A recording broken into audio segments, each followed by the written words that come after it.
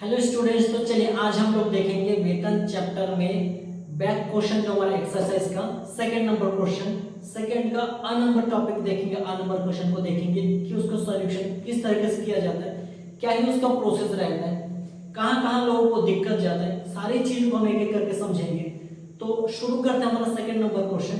उससे पहले मैं आपको एक बार बता दूंगा कि आपको इसका जो भी अल्ट्रा लेवल का नोट्स हमने बनाए हैं वो आपको प्रोवाइड किया जाएगा। आपको मिलेगा Ayush commerce classes Telegram channel में। वहां पे आप ज्वाइन करो, वहां पे आप सारे डाउट को पूछ सकते हो, सारे समस्या का समाधान कर सकते हो। तो एक बार उसको ज्वाइन कर लो, वहां से आपको मिलेगा नोट्स अल्ट्रा लेवल का जो आपको कहीं नहीं मिलने वाला वो चीज, ठीक है। वो हम खुद बनाए आपके लिए अपनी भाषा में, ना हमें बुक का भाषा यूज किया ना कुछ, ठीक है। बहुत सरल भाषा में यूज किया गया। आप एक बार पढ़ने से आपको सब समझ में आ जाएगा। तो आप देखो, नोट्स नहीं पढ़ोगे तो इनकम टैक्स को भूल जाओ, ठीक है। इनकम टैक्स थ्योरी पर बेस्ड है, थ्योरी अगर पढ़ोगे उसका थोड़ा नोट्स को तो सब समझ जाओगे। तो नोट्स आपको वहां पे मिल जाएगा, तो आप पहले नोट्स वहां से प्राप्त कर लीजिए, उसके बाद आप यहाँ पे एंट्री कीजिए, ठीक है। तो सबसे एकदम पानी जैसे सरल लगेगा आपको इनकम टैक्स, बहुत मजा आएगा। लेकिन हार्डवर्क थोड़ा सा करना पड़ेगा, मेहनत करना पड़ेगा, ठीक है। तो चलिए हम लोग देखते हैं अभी सेकंड नंबर क्वेश्चन को किस तरीके से इसको बनाना है। सबसे पहले हम क्वेश्चन देखते हैं कि उसमें क्या पूछा गया है हमसे, क्या क्या गणना करना पड़ेगा और क्या सारा चीज का विवरण दिया गया है हमारे पास। तो क्वेश्चन में सबसे पहले बोला जा रहा है कि निम्न दशाओं में वेतन शीर्षक की आय में शामिल होने वाली भत्ते की राशि, किराया भत्ते की राशि की गणना कीजिए। यानी कि यहाँ पे भत्ता हो रहा है, मकान किराए भत्ते की गणना हो रहा है, और ये मकान किराए भत्ते का आपको मिलेगा नोट्स में, ठीक है। जो वीडियो अपलोड हो चुका है मकान किराया भत्ता क्या है, उसकी गणना किस तरीके से किया जाता है, इसका वीडियो चैनल में अपलोड है, वहां पे जाइए, आपको वहां पे सब कुछ मिल जाएगा, ठीक है। तब जाके क्वेश्चन आपको सरल लगेगा, ठीक है। अब आगे देखते हैं कि करना क्या है नहीं। तो सबसे पहला अ नंबर क्वेश्चन में दिया है कि मूल वेतन 20,000 रुपए मासिक, यानी कि हर महीना में प्रति माह उसको कितना रुपए का वेतन मिलता है, 20,000 का, 20,000 उसको वेतन मिलता है हर महीना। उसके बाद और क्या मिलता है उसको, महंगाई वेतन मूल वेतन का 10%, वेतन जितना मिलता है उसका 10% के बराबर उसको महंगाई वेतन मिलता है। और एक चीज है कि महंगाई वेतन मूल वेतन के एक छोटा सा पार्ट होता है, छोटा सा हिस्सा होता है, वो हमेशा सेवा की शर्तों के अनुसार होता है, चाहे वो अपना मेन सॉल्यूशन में लिखने की बात हो या वो वर्किंग नोट में लिखने की बात हो, सब जगह आएगा, सब जगह जोड़ना है उसको। उसके बाद दिया है कि बिक्री पर निश्चित प्रतिशत से पूरे वर्ष का कमीशन 1,20,000 रुपए, यहाँ पे निश्चित प्रतिशत वाला कमीशन दिया है, तो मकान किराया भत्ते में यूज होगा, ये वेतन से आशय में शामिल होगा, ठीक है। जब हम वर्किंग नोट बनाएंगे तब आपको और समझ में आएगा। मकान किराया भत्ता 5,000 रुपए मासिक, यानी कि मालिक की तरफ से उस कर्मचारी को मकान में रहने के लिए, मकान का रेंट पटाने के लिए भत्ता मिला, पैसा मिला 5,000 रुपए। अब क्या है, करदाता द्वारा दिया गया वसूली किराया, यानी कि जो करदाता, जो कर्मचारी है, जो टैक्स पेमेंट करने वाला है, वो मालिक से भत्ता प्राप्त किया कितना, 5,000 रुपए। लेकिन रियल में जिस घर में वो रह रहा है वहां पर रेंट कितना पेमेंट कर रहा है, हर महीना 4,000 करके पेमेंट कर रहा है, और भत्ता मिला है मालिक की तरफ से उसको 5,000 रुपए। मकान आगरा में स्थित है, और इससे हम मकान किराए भत्ते की गणना कर रहे हैं। मकान आगरा में है, ठीक है। हम आगे सब कुछ आपको बताते हैं। तो सबसे पहले हम लोग हेडलाइन डालते हैं। यहाँ पे नाम तो कुछ नहीं दिया गया है, नाम कुछ नहीं है, तो हम डायरेक्ट यहाँ पे लिख सकते हैं मकान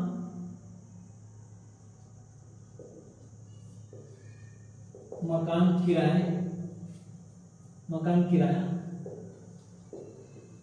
भत्ता की गणना, मकान किराया भत्ते की गणना, ठीक है। मकान किराया भत्ते की गणना हम इस तरीके से उसको लिख सकते हैं। कर निर्धारण वर्ष 2023-24 के लिए, ये हमारा न्यू वर्ष के लिए है, ठीक है। करंट धारा 2023-24 के लिए हम मकान किराए भत्ते की गणना करेंगे। जब भी क्वेश्चन में मकान किराए भत्ते की गणना करने को बोला जाता है तो उस दशा में क्या करना पड़ता है, हमारे पास जो नोट्स है, नोट्स यूज करना है, यहाँ पे वर्किंग नोट यूज करना है। देखो यहाँ पे हम जो बना रहे हैं मेन सॉल्यूशन भी एक प्रकार का वर्किंग नोट है, यानी कि मकान किराए भत्ते को हम कैसा गणना करेंगे, वर्किंग नोट यहाँ पे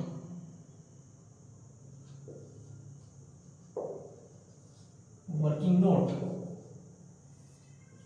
इसके क्या है नियम, सबसे पहला प्राप्त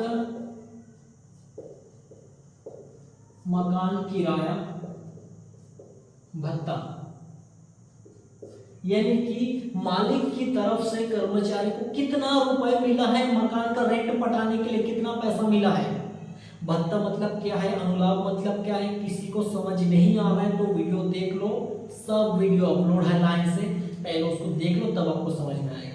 हर वीडियो में हम उसी को बताते रहेंगे, तो यहाँ पे अभी फिलहाल चीज क्या बताएंगे, कैसे बताएंगे, इसीलिए पहले वहां से वीडियो देख लो आपकी भत्ता क्या होता है, अनुलाभ क्या होता है, जिसको समझ नहीं आ रहा है, ठीक है, तो वहां से क्लियर हो जाएगा। फिर आप इस वीडियो में आएंगे तो आपको ये सॉल्यूशन भी क्लियर हो जाएगा। तो प्राप्त मकान किराया भत्ता यानी कि कितना रुपए भत्ते के रूप में मिला है कर्मचारी को मालिक की तरफ से, वेतन के अलावा एक्स्ट्रा, ठीक है, वेतन तो मिलता ही है हर महीना 20-20 हजार, जो भी इसको कितना मिला है 20,000 मासिक, वो तो मिला, डन है। उसके अलावा एक्स्ट्रा मकान का किराया चुकाने के लिए उसको पैसा मिला, यानी कि भत्ता मिला है, तो मकान किराया भत्ता जो भी मिलेगा यहाँ पे कितना मिला है, मकान किराया भत्ता 5,000 रुपए मासिक है, तो 5,000 रुपए मिला है, इंटू 12 से गुना करना है, 12 पंजे 60,000 रुपए, 60,000 रुपए उसको मकान का किराया चुकाने के लिए भत्ता मिला है, पैसा मिला है, तो मकान किराया भत्ता प्राप्त हुआ है 60,000 पूरे साल भर का। दूसरा क्या है, किराया चुकाया माइनस वेतन का 10%। देखो जब भी मकान किराया भत्ते की बात आती है क्वेश्चन में, तब तक इसी नियम को हमें लगाना है, सीधा इस नियम को लगा देना है, और वहां से क्वेश्चन से छांट के देख के हमें जो चाहिए हमें लिखना है, और जो चाहिए उसको नहीं लिखना है, तुरंत निकल जाएगा ये। तो नियम याद होगा तभी आप कर सकते हो इसके लिए। अब किराया चुकाया, कितना चुकाया, 4,000 रुपए मासिक किराया देता है, 4,000 रुपए किराया चुकाया, 4,000 मासिक है तो 12 महीने का 12 चौ 48,000 रुपए का किराया चुका है, माइनस वेतन का 10%।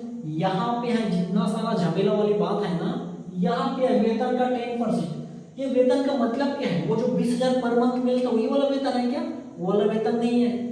यहाँ पे वेतन में पूरा मसाला जोड़ेगा बहुत सारा, यहाँ पे मतलब वेतन, महंगाई भत्ता सेवा की क्षमता के अनुसार, महंगाई वेतन और प्रतिशत वाला कमीशन, ये चीज जुड़ेगा। यानी कि इससे पहला क्वेश्चन जो फर्स्ट नंबर क्वेश्चन है एक्सरसाइज का, उसमें जब हम देखे थे प्रोविडेंट फंड वाला, वहां पे वेतन का आशय, वेतन का मतलब जो होता है, यहाँ पे मकान किराया भत्ते में भी वेतन का मतलब सेम होता है, ठीक है। 4 चीज जोड़ दें, मूल वेतन, महंगाई वेतन, वेतन का एक छोटा पार्ट होता है, महंगाई भत्ता सेवा की शर्तों के अनुसार है तभी जोड़ना है, वरना नहीं, और परसेंट वाला कमीशन। ये 4 चीज होता है हमारे वेतन से आशय, ठीक है। तो हम यहाँ पे थोड़ा सा लिख देते हैं, वेतन से आशय, वेतन से आशय, मूल वेतन प्लस महंगाई वेतन प्लस, यहाँ पे मैं शॉर्टकट में डी लिख देता हूं, सेवा के अधीन, सेवा के अधीन, और इसमें और प्लस क्या होगा, प्रतिशत वाला कमीशन।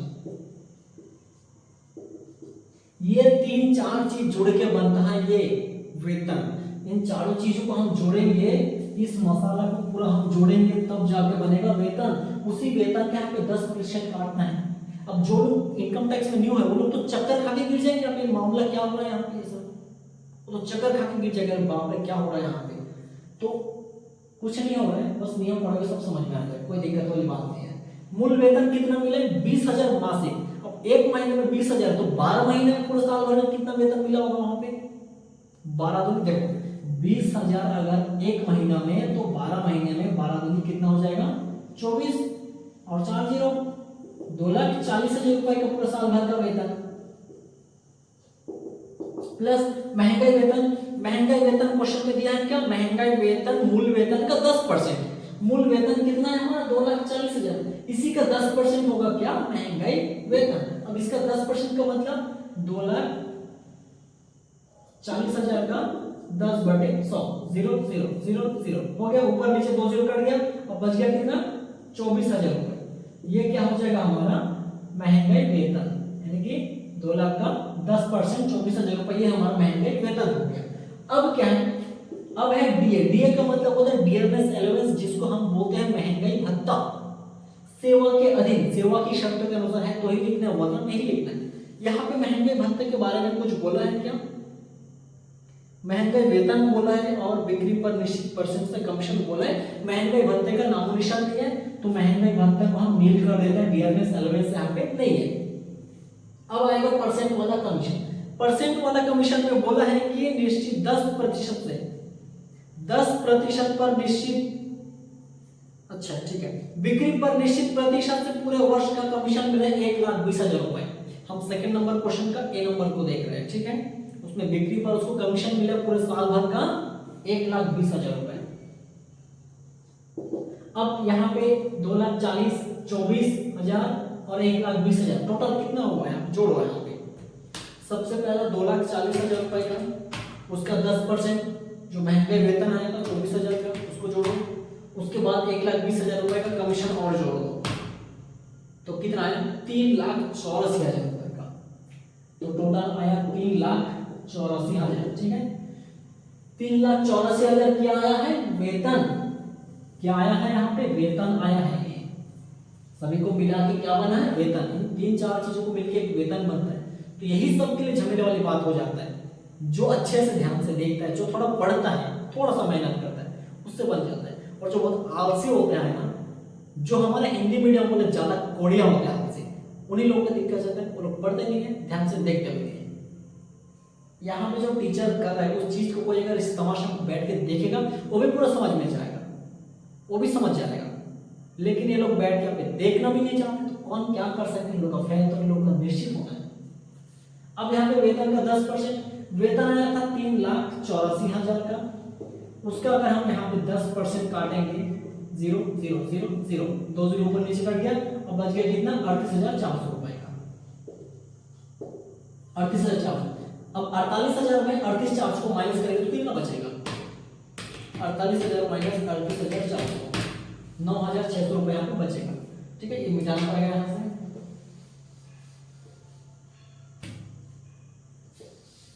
तो ये 9,600 रुपए।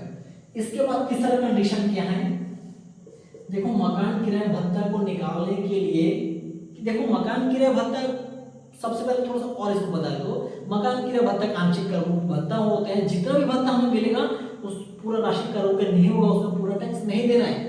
आंशिक कर मुक्त होता है, जितना भत्ते के रूप में मुझे मिलेगा उसमें से कुछ राशि पर टैक्स लगेगा, कुछ हिस्से में टैक्स नहीं लगेगा।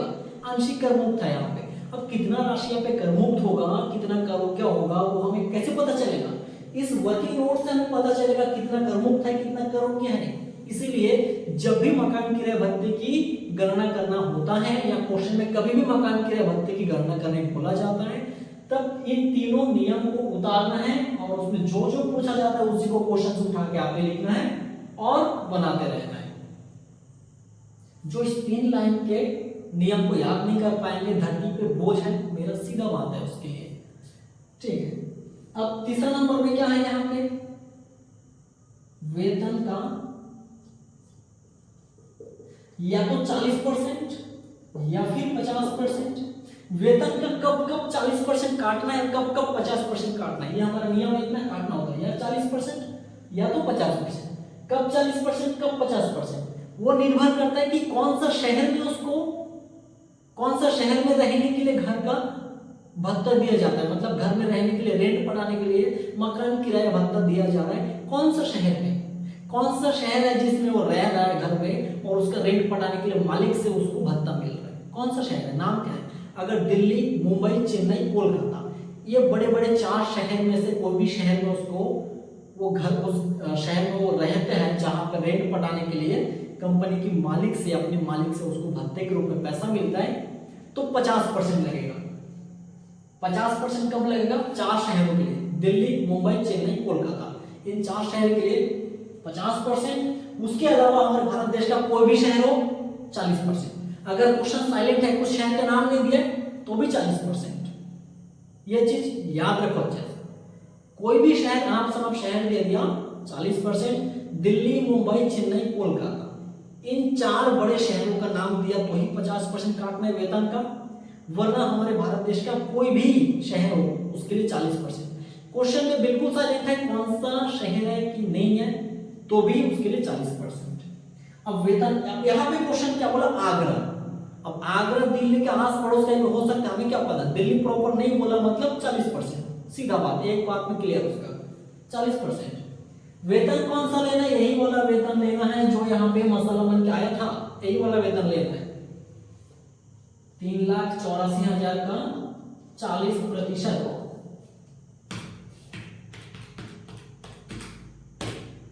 1,53,600 रुपए, 1,53,600 रुपए ये आया है इसका। ठीक है, तो कंफ्यूज नहीं होना है कि 40% कब काटना है, 50% कब काटना है। 40% तब काटना है जब कोई उन 4 शहरों को छोड़ के कोई दूसरा कोई शहर पाएगा, और दिल्ली, मुंबई, चेन्नई, कोलकाता, ये 4 शहर रहेगा तो उसके लिए 50%। ये चीज आपको याद रखना है। अब क्वेश्चन में करना क्या है? क्वेश्चन में इन सभी को तुलना करना है, कंपेयर करना है कि कौन सा कम है, इसमें से कौन सा राशि सबसे छोटा है, कौन सा कम है। तो यहाँ पे देखा जा रहा है कि 9,600 सबसे कम है, तो यही हो जाएगा करमुक्त, ये हो जाएगा करमुक्त, ये हो जाएगा छूट। कितना छूट मिलेगा? भत्ता कितना मिला था? भत्ता मिला था यहाँ पे प्राप्त मकान किराया भत्ता 5,000 पूरे 12 महीने का 60,000 मिला था। इसमें से करमुक्त कितना हुआ? 9,600। इस पर उसको कर नहीं देना पड़ेगा, अब जो बचेगा उसमें कर देना पड़ेगा। इसके लिए हम एक सूत्र और लॉन्च कर सकते हैं कुछ इस तरीके से। कहां पे लिखूं उसको? एक लिख देता हूं, कर्मज्ञ राशि बराबर प्राप्त भत्ता माइनस करमुक्त राशि। दिख रहा है यहां पे? ठीक है, अब प्राप्त भत्ता कितना मिला था? भत्ता, प्राप्त मकान किराया भत्ता 5,000 प्रति माह के हिसाब से पूरे साल भर का 60,000 रुपए का मिला था। अब माइनस कर देंगे कितना? करमुक्त राशि। करमुक्त कौन सा हुआ? तीनों में से जो कम हुआ वही करमुक्त हुआ। कम कौन सा हुआ? 9,600 रुपए कम हुआ यहाँ पे सबसे कम, तो 9,600 हो जाएगा इसके लिए करमुक्त राशि। अब दोनों को जैसे माइनस कर देंगे हमारा आंसर सामने आ जाएगा, यानी कि उतने पर कर देना है। 60,000 मिला था पूरे साल भर का, उसमें से 9,600 रुपए करमुक्त हो गया। अब जो बचेगा उसमें उसको कर देना पड़ेगा, वही मकान किराए भत्ते की करों की राशि होगा, उसमें उसको कर देना पड़ेगा। 60,000 माइनस 9,600, 50,400 रुपए बच रहा है यहाँ पे, 50,400 रुपए। ये हो जाएगा टैक्सेबल करोग्य राशि, इस पर उसको कर देना ही पड़ेगा। ठीक है, इस तरीके से इसको गणना किया जाएगा। अब यहाँ पे हम क्या लिखेंगे? इसको मिटा दो, किसी के स्क्रीनशॉट लेना है ले लो, वहां पे अभी लिखना है, जल्दी किसी को स्क्रीनशॉट लेना है ले लो। हो गया? ठीक है, नहीं लिया वीडियो पीछे करो और ले लो। देखो ये हमारा वर्किंग नोट है, ये हमारा पूरा वर्किंग नोट है। अब वेतन से जो आशा मैं यहाँ पे लिखा था वो आप लोग नीचे लिखोगे, क्योंकि मेरे पास जगह नहीं इस में ऊपर लिखा था, आप लोग नीचे लिखोगे उस चीज को। अब यहाँ पे मैं सॉल्यूशन क्या लिखता हूँ? मकान किराया भत्ता कितना रुपए? 50,400 रुपए, 50,400 रुपए कर हो गया भत्ता। इतना सा निकालने के लिए ये झमेला करना पड़ता है, यहाँ पे ये सब खिचड़ी पकाना पड़ता है। तो इनकम टैक्स इतना अलवा चीज नहीं है, सब लोग थोड़ा ध्यान दो, वरना कुछ काम तो हो नहीं पाएगा इस समय। ये वर्किंग नोट है, पूरा वर्किंग नोट पे बनेगा, और इसमें से जो आंसर आएगा लास्ट में ये हो जाएगा इसका करोग्य राशि से उसको कर देना पड़ेगा। ठीक है, इन तीनों में कंपेयर करना, जो कम होगा वही करमुक्त होगा। अब जो प्राप्त होगा वो शुरू में दिया रहता है, प्राप्त होता है, क्योंकि हमारे सूत्र के अनुसार पे प्राप्त मकान किराया भत्ते की राशि 5,000, 12 महीने का 60,000 यहाँ पे लिया था, माइनस करमुक्त राशि, दोनों को माइनस किए, 50,400 निकल गया करोड़ की राशि, उसी को यहाँ पे लिखना है। तो ये सब खिचड़ी पकाना पड़ेगा तब जाके वो बनेगा। इस तरीके से इसको गणना किया जाएगा। किसी को कोई दिक्कत है कमेंट करो। Ayush commerce classes Telegram channel वहां पे बोलो क्या दिक्कत नहीं है, वहां पे आपको नोट्स मिलेगा। आप नोट्स देखो भत्ता क्या है, मकान किराया भत्ता क्या है, किराए से मुक्त मकान का मूल्य, अनुलाभ क्या है, ये दुनिया भर का जितना सारा चीज है सब अपलोड हो चुका है। आप पहले वीडियो देखो तभी आपको ये चीज समझ में आएगा। अगर आप इनकम टैक्स में न्यू है और सीधा इसी वीडियो में आ रहा है तो आपको कुछ समझ नहीं आएगा। लेकिन इतना हम वादा कर सकते, इतना दावा कर सकते हैं कि जो भी आप इसमें तमाशा देखोगे आपको बहुत सारा कुछ समझ में आ जाएगा इसका। लेकिन कुछ कुछ चीज समझ नहीं आएगी, 40% कब करना है, 50% कब करना है, अब ये नियम में से क्या है, कहाँ से आया, वो सब वो भत्ता में आपको पता चलेगा कि मकान किराया भत्ता क्या है क्या नहीं है। वो सब जो वीडियो अपलोड हो चुका है उसको आप देख लीजिए, उसके नियम कानून को, उसके बाद आप यहाँ पे एंट्री कीजिए, आपको बिल्कुल पूरा समझ में आ जाएगा, 100% रहेगा। ठीक है, अब इस कैलकुलेट, अब जिसको पता है उस नियम के बारे में, देख चुके हैं, तो उनके लिए मैं इतना बताऊंगा। अगर कुछ इसमें डाउट है तो पूछो, जितना पूछो उतना बताओगे, लेकिन तुम्हारा पूछना जरूरी है। यहाँ पे टेलीग्राम चैनल में पूछो, यहाँ पे पूछो, कहीं भी पूछो, लेकिन पूछो। और इस क्वेश्चन में हम लोग यहीं तक, मतलब जो सेकंड नंबर क्वेश्चन था उसका ए नंबर है। यहाँ पे क्वेश्चन नंबर सेकंड का ए है, क्वेश्चन नंबर सेकंड का ए है। बी और सी के लिए अलग अलग और वीडियो बनेगा। इस वीडियो में हम लोग सेकंड नंबर का ए नंबर तक ही देखेंगे। नेक्स्ट हम मिलेंगे इसी सेकंड नंबर क्वेश्चन का बी नंबर के साथ। उसके बाद हम और नेक्स्ट क्वेश्चन जो हमारा सेकंड नंबर का सी नंबर है उसको हम नेक्स्ट वीडियो में और मिलेंगे उसको। ठीक है, तो इस तरह से अलग अलग वीडियो में अलग अलग मतलब पूरा डिटेल से आपको समझाया जाएगा। ऐसा नहीं घोड़ा तरह एकदम धड़ आए और समझा के चलेगा, ऐसा नहीं। आराम से एक एक टॉपिक, एक एक क्वेश्चन को आराम से धीरे धीरे समझाएंगे। कुछ डाउट बच जाता है पूछो, क्लियर कर देंगे, और वीडियो आपको मिलेगा। यहाँ पे कोई दिक्कत वाली बात नहीं है। तो इस वीडियो में सेकेंड नंबर का फर्स्ट ए के साथ ही, नेक्स्ट हम मिल लेंगे आपके साथ सेकेंड नंबर का बी नंबर के साथ होगी। ठीक है, जय हिंद।